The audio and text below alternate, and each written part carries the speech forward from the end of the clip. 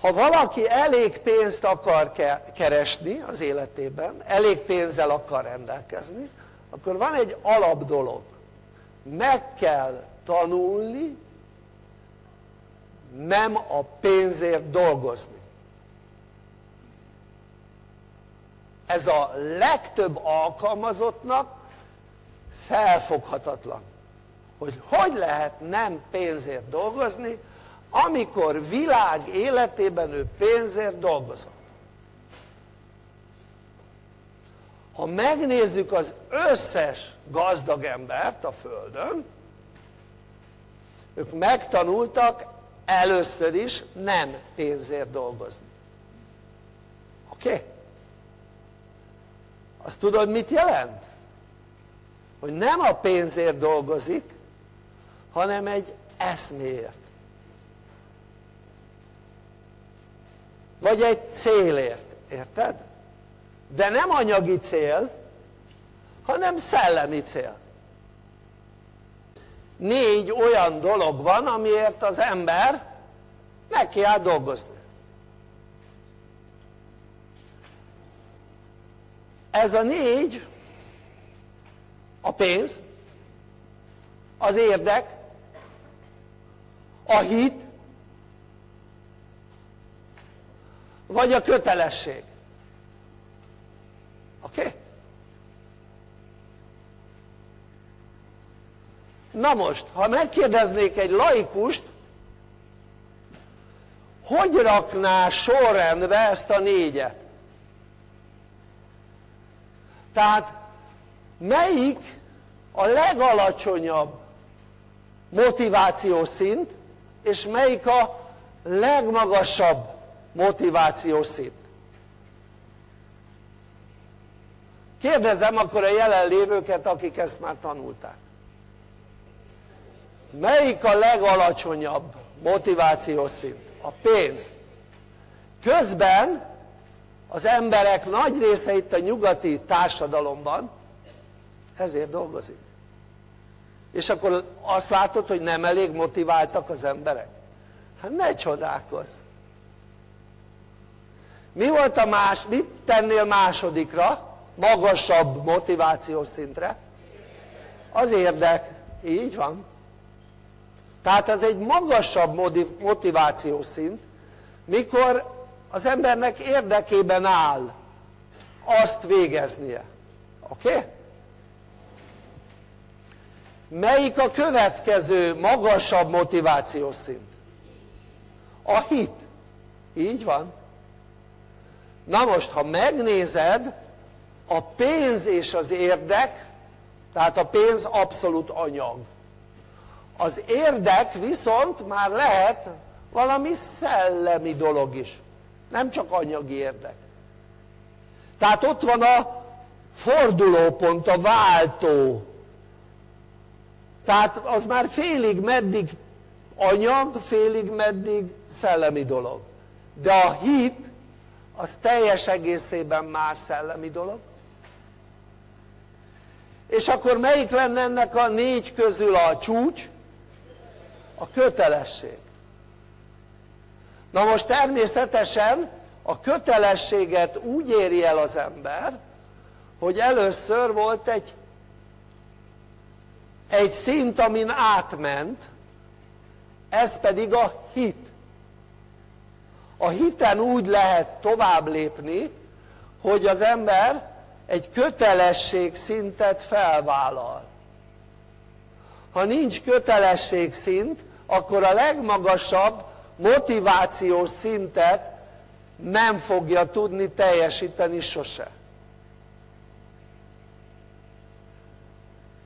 Na most, ez tudod mit jelent? Ez azt jelenti, hogy ha az ember ezt tudná, akkor elkezdene gondolkodni azon, hogy basszus kulcs, én világ életemben hát pénzért dolgoztam. Akkor lehet, hogy azért nincs elég pénze. Nem lehet, hanem biztos, jó? Tehát lehet, hogy előbb-utóbb arra jutnál, hogy basszus kulcs, hát ezért nincs elég pénzem. Na most, ha az ember valamire rájön, akkor érdemes változtatni azon a dolgon, amire rájött. Szóval lényeg az, hogy itt van ez a 4 motivációs szint. És mondom, a kötelesség szintet akkor tudja az ember meglépni, hogyha már legalább a hitben van, és van benne egy kellő elszántság, hogy még azon tovább lépjen. Na most tehát itt van ez a fránya pénzért való dolgozás. Tehát az emberek dolgoznak a pénzért, és közben sosincs elég pénzük. Ezért nincs, mert a pénzért dolgoznak. Tehát ezért mondtam az elején, hogy meg kell tanulni nem pénzért dolgozni. Oké? Okay? Mit jelent a nem pénzért dolgozás? Tehát nincs a bolygón alkalmazott, egy se. Nem tudom hány alkalmazott lehet a bolygón, sok 100 millió vagy esetleg több milliárd, ki tudja.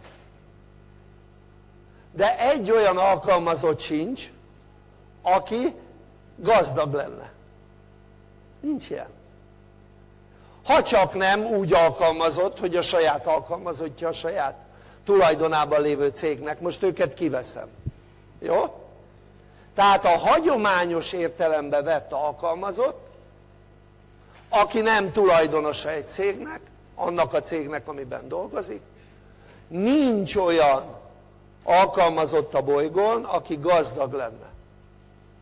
Az alkalmazottak max a középréteg felső rétegéig jutnak.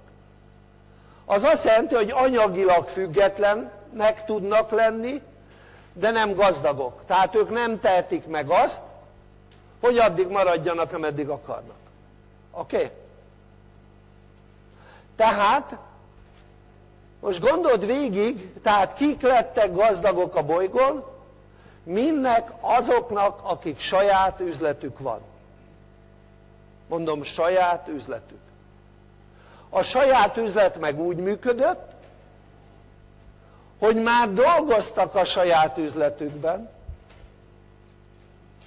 és egy jó darabig nem kerestek abból egy vasat sem. És dolgoztak, és egyszer csak úgy elkezdett csordogálni az a pénzecske, az a bevétel. Majd dolgoztak, akkor már több csordogált, de ezeket még mind visszafektették a saját üzletükbe.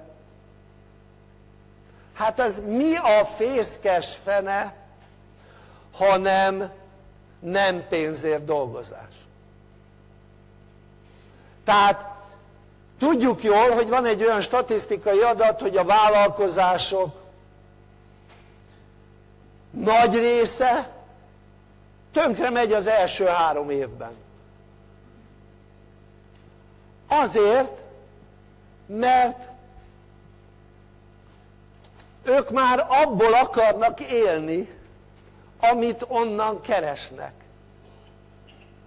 És vagy nem tudnak még belőle kivenni pénzt, és ezért tönkre mennek, vagy kiveszik a pénzt, de az meg nem elég arra, hogy megéljenek, illetve nem tudják ezáltal az üzletüket finanszírozni.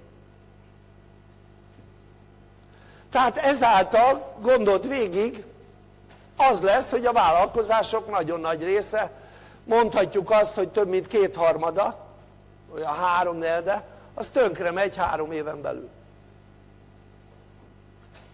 Tehát ők nem látják ezt a szabályt. Tehát egy üzletbe be kell fektetni. Vannak üzletek, amiben sok pénzt kell befektetni, vannak üzletek, amiben kevés pénzt kell befektetni, vannak olyan üzletek, amiben munkát kell befektetni. Nyilván ahol kevés pénzt kell befektetni, ott munkát is be kell fektetni. Tehát, de akkor is gondoljátok végig, minden üzlet úgy indult a világban, hogy lehet, hogy az a befektetés, amit beraktak, hogy a vállalkozás, az üzlet elinduljon, évek múlva térült meg, vagy akár sok év múlva, érted? De mondom, minden vállalkozás úgy indul, hogy nincs rögtön bevétel. Hát gondold végig mondjuk egy mezőgazdasági vállalkozás esetén. Mennyit fektet be, és mikor fog jönni az első bevétel? Talán az a legérthetőbb egy üzlet esetén. Egy mezőgazdasági vállalkozás. Az is egy üzlet. Vagy egy állattenyésztő vállalkozás, gondold végig.